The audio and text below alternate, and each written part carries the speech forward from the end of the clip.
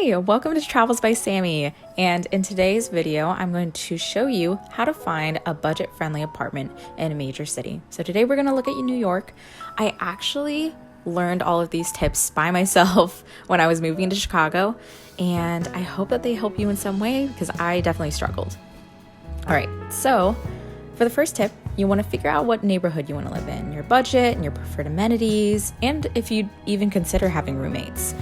So for example, April's salary in the Flatiron District is $65,000, and she prefers to live no farther than Lower Manhattan on a budget of $1,400. So let's go see if she can find something along those lines.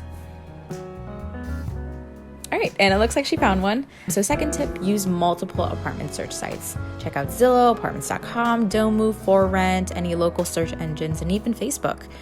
And it looks like April, she went on Zillow for her apartment search and she found one using the map tool for $13.50 a month. That's awesome. It's right in Chelsea and it's so close to her work.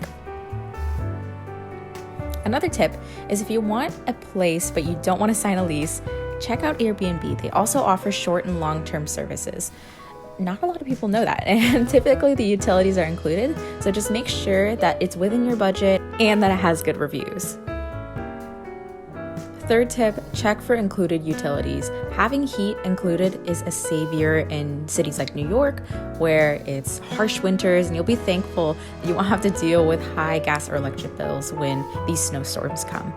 So this Chelsea apartment actually includes all utilities. April will be saving $50 every month if she ends up with this apartment.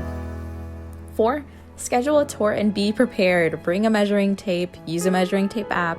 If it's a new area, bring a friend, or at least let a friend know your location. Then print out these questions to ask the realtors. There's a lot of information that you would like to know to make sure that this is a livable and safe space, so don't forget to ask all these questions. Finally, 5, after weighing the pros and cons of each apartment you visited, narrow down your search, send in a rental application, and cross your fingers. If applicable, make sure your roommate finishes their application as well.